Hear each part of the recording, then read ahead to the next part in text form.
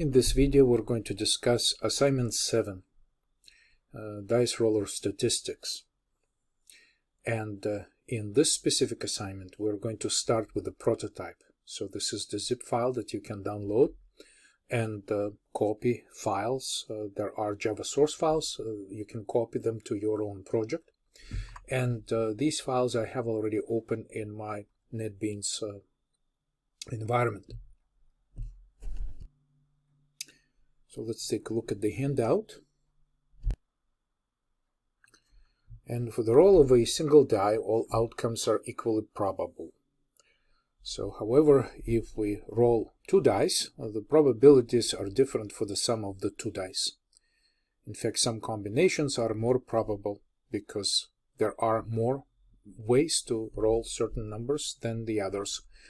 And for example, with the 6-sided dice, the traditional combination, there are multiple ways to get the sum of 7. So 1 plus 6, 2 plus 5, and so forth will give you the same result, 7. However, to get 2, you have only one possible combination, which is 1 plus 1. So this is the idea here, is to explore the probabilities and the distribution of these probabilities over a series of dice rolls. So basically we're going to take a look at the prototype of a program that is capable of interacting with the user, ask how many rolls the user wants, simulate the roll of 2 dice, collect and preserve the results of this roll, and then calculate the statistics and display the distribution of these statistics in the final report. Let me show you how this works. So right here, this is our main method, and as you can see, what happens here is pretty simple loop. We're asking the user to specify how many rolls in the series they would like to have. So we can specify 10 or 50 or 100 or 1000, it doesn't matter. So then we create an object called dice roller, and this dice roller actually takes the number of rolls to execute. And then it's going to collect the statistics and print the indicators. So then we're going to ask the user again if they want to roll the dice. If the user enters 0, we're just going to exit out of this loop because we're just going to continue executing all of these steps in just endless loop like this until they enter a 0 to exit from the program. So this is the actual look of the main method, and I can show you how this works if I run it. So here it tells me how many times you want to roll the dice. I'll say 10 times, and so this is the report that it's currently being printed, and it shows me that combinations of 2 and 3 and 10, like 5 plus 5, and 12 never rolled. So all of these combinations are set to 0. So there were within this range of 10 attempts to roll the pair of dice, those combinations never rolled. However, a combination of 5, like 1 plus 4 or 2 plus 3, is rolled 1 time, and 6 also 1 time. And then 4, 8, and 9 roll twice.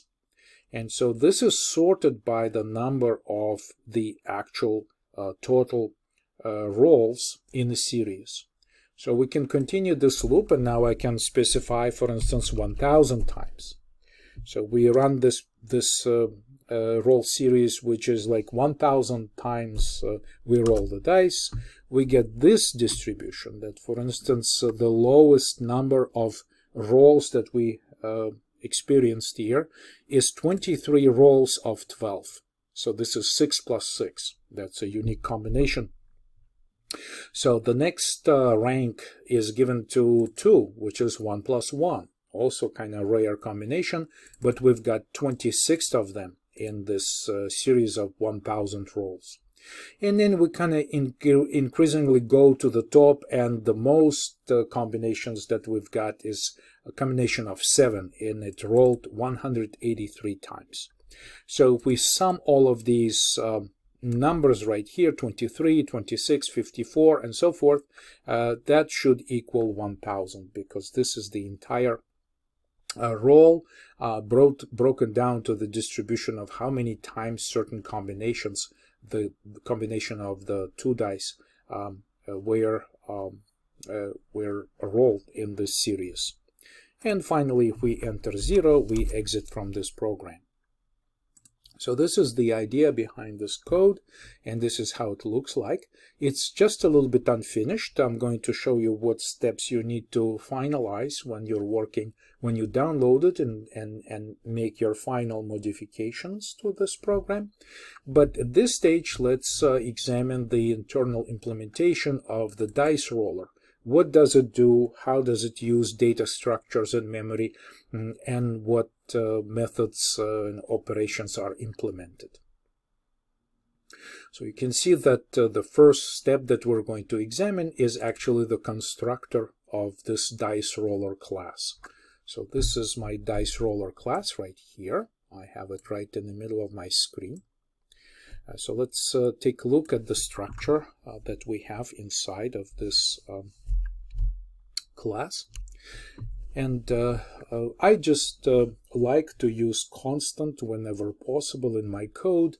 I did not bother to make my dice configurable, so I just stuck to the traditional dice with 6-sided cube. Okay, so the next thing that I have here in my definition of the dice roller, I have this other constant, which I declare as named as stats distribution length. So when we run this, okay, and one more time, I will enter like 100 rolls in a series.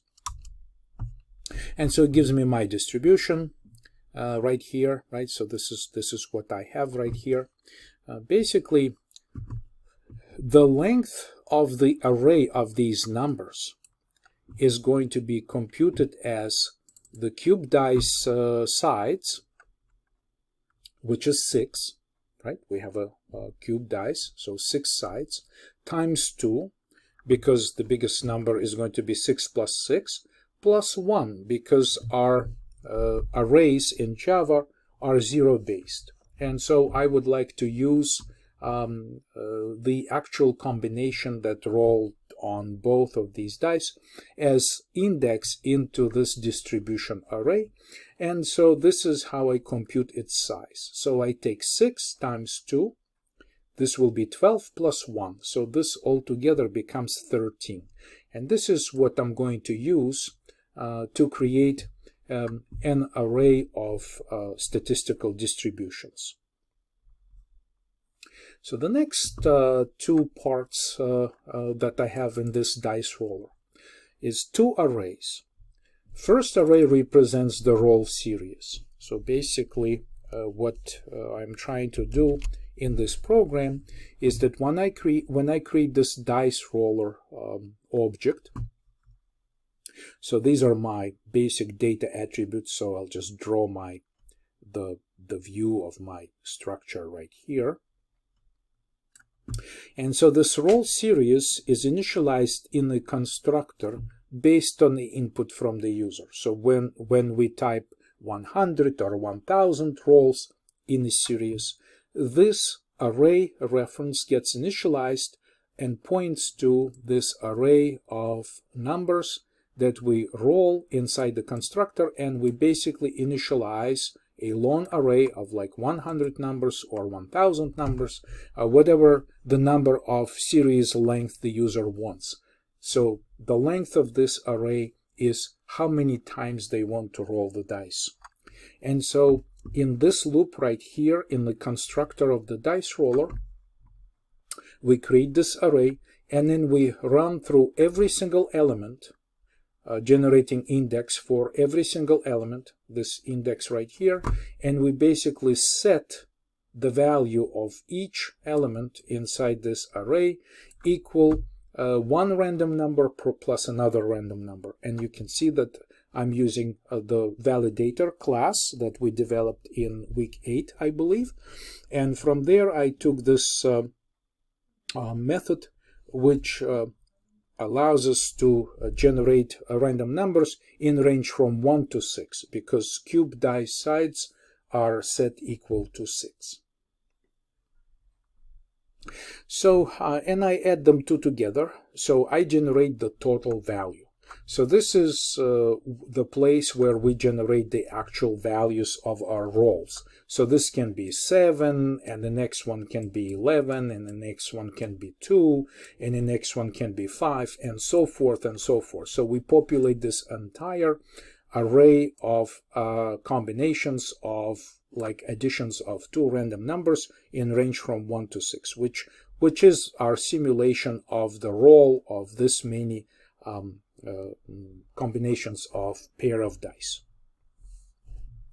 So the next array that I have inside my dice roller class is called statistical indicators. I call them stat indicators. And this is another array, and this time this array, the size of this array, okay, the size of this array, I'm going to show it right here. So we create, in the second step in this constructor, we create the second array, okay? And so the second array is an array of object references. And there is a second class right here in our project that's called an indicator. So this is where statistics are going to be collected. So basically, this array is initialized to 13 elements because we have two 6-sided cubes. So basically, we create here 13 elements. And so with this in mind, the last element, the last index of the element is index 12. And the first index, of course, is 0, and the second index is 1. But these two elements are wasted because we are going to start with 2. The smallest combination that we can roll with two dice is 2, right? 1 plus 1. So combination 2, and this is where we're going to start accumulating statistics.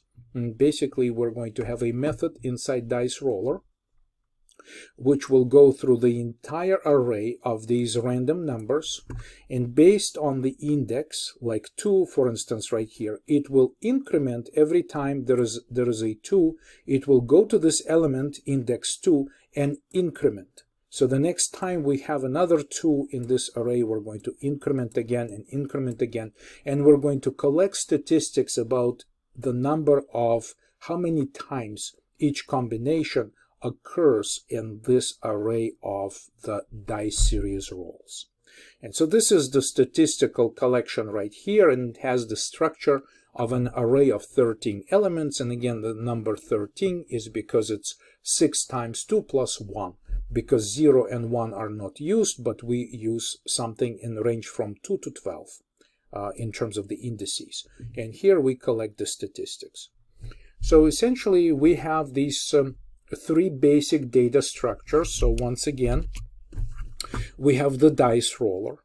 Okay, so this is the dice roller right here.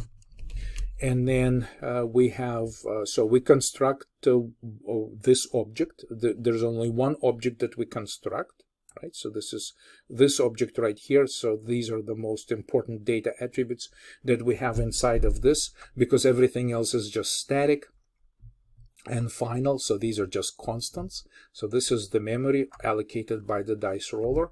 So it has an array of random numbers, which we call series of dice rolls. So the length of this array, it depends on the series length specified by the user, right? So this series length is how big this array is. And the second array that we have here, the statistical indicators, is going to be using an array of references to objects of this type, the indicator type. So the indicator objects are going to be created for every combination. Combination 2, combination 3, combination 4, and so forth. So there will be many objects that we create right here. And the last one is for the combination 12. Okay, so the last indicator that we create, the instance of this class, is for the combination 12. And so these object references are going to be stored in this array right here, statistical indicators, and these will be references to instances of these indicator objects. So the indicator objects will contain statistics. So basically we have the range of these objects, the statistical indicators, are going to be used to collect information about how many times 2 combination of 2 was rolled, and then 3, and then 4, and then 5, 6, 7, and so forth. And the last one is the combination 12, which is 6 plus 6, whereas here is 1 plus 1, or 1 plus 2, or 2 plus 1, which is 3. And so these objects are going to be first used to collect the information about the results of this roll of dice, the pairs of dice right here. And then we're going to sort them. Okay, so we can sort them so that we can display the lowest number at the top and the highest number at the bottom. And once this array of indicators is sorted by the statistical information that we collect, at that stage we can just basically go to this array and print the results on the screen. Okay, so that's how this program works, and these are all components that we're using in this specific application that behaves as I'm trying to describe it.